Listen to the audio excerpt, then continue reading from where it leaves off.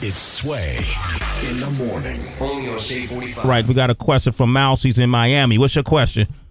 What's going on, man? I wanted to, first off, say shout out to all y'all doing the damn thing this early. I'm usually sleeping. But I'm an independent artist, and y'all were talking about calling up and shit. I just wanted to see from your point of view, how important do you feel it is for an artist to have a real team behind them, and, like, what that real team consists of as a business instead of just the artist who just going out rapping and shit. You feel me? Oh, yeah, I feel you. That's one of the most powerful questions that'll probably be asked today. Mm-hmm. Your team, like a lot of dudes, a big mistake a lot of rappers make is they think their team is their team from the hood. Like, okay, you gonna be the manager, you gonna be the book holder, you gonna be doing it. It's not about that. Your team, the most important person on your team, the most important two people is your lawyer and your fans.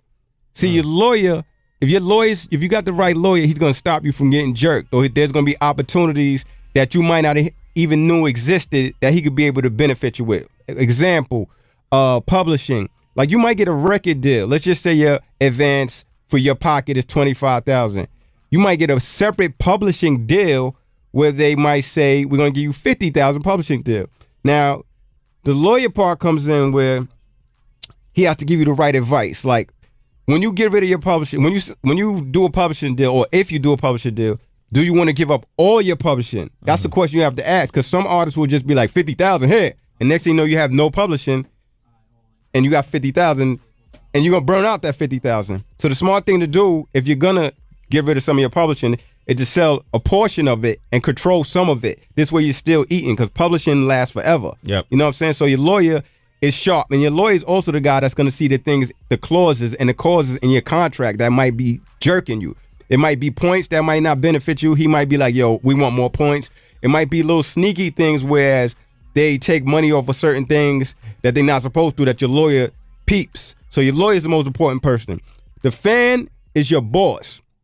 Don't ever feel like a fan is asking you for too much. Like, one thing that infuriates me about artists is sometimes they act like they don't want to sign autographs and stuff like that. And there's times I got to remind artists, we used to dream about signing autographs before we got on. Good it's point. Like, that's a good point. So at the end of the day, the fan is the most important person, because everything you got is from them. So you're not shining on the fan. If you got a Maybach, a Maserati, whatever you got, it's them paying you. They giving you this lifestyle. So you have to keep it tuned with them. If they say, yo, you got a song called Apple, I love Apple, and you got like 80% of fans saying they love Apple, you need to make another song like Apple. Okay. Don't always listen to what's going on or what somebody else is telling you. Listen to what the fan is telling you and your lawyer. That's the two most important people on your team. Cormega is here with us, Sway in the Morning, Shade 45. We're going to take more of your questions, 888-SHADE-45. Let's play a track off the new album. The new album is called Raw Forever. Cormega, Raw Forever. It's in stores now. It's in stores. And if it ain't in your store,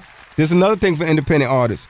Make sure you get some digital placement. If you go in the store right now and Cormega's album's not in the store, go home, order it on Amazon.com. You'll get the same CD and it'll be cheaper. Don Gotti, you from Queens. Cormega's from Queens. What's your question?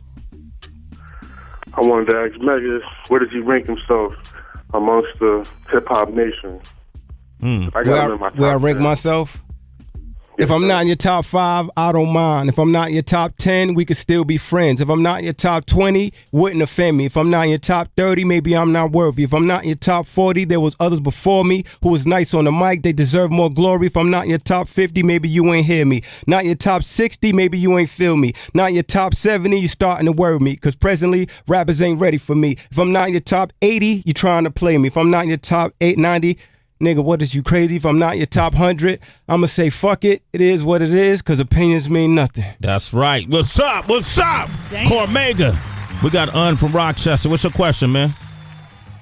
Well, I just wanted to know, in a city where a lot of people trying to get on, this for you, Mega. What up? Is it ever really a deal without a contract? You know how dudes be doing the whole "you my man" handshake, places together. Yeah. Didn't Judas do that before? That's the question. That's the answer. That's a great answer right there. Say no more. Derek from D.C., what's your question? Yo, Sway, love the show. Debbie Deb, love you. Cormega. What up? On that Fresh remix, what was it like to be in the booth with all those legends and just busting it out as a 41-year-old hip-hop head, lover of hip-hop? That track is just so nice. Those dudes aren't legends. Those dudes are icons. Because they call a lot of people legends nowadays. So those dudes are icons. I was in awe. You know what I'm saying? I was in awe. Jay from Virginia, what's your question? What's up, y'all? This is my first time calling and glad to speak to one of my favorite artists. This is my definitely top 3 Cormega. Just want to congratulate you on coming back. Thanks a lot, baby. I done bought that Firm album 4 damn times just to hear you spit on it. And I damn sure got the 2 of the legal hustles, one still in the plastic, baby. All right. Yeah. All right. I appreciate that, homie. Yeah, man. Okay. Is it End? What's your name? Out of Phoenix? Indian. End? Okay. What's your question? Hey, I want to know how that beef all started with Nas. How it started? How he took that hit from on that Stillmatic track, and if you had like a comeback on that. Okay, the beef started. I don't know. Beef starts. How I took it in large sums because my album, The Realness, record sales went up 70% after I got dissed. Wow. So, okay. That was the rare case of when beef can be profitable. That's why a lot of superstars don't answer the smaller rappers, because it's like you're giving that person a stage, a platform.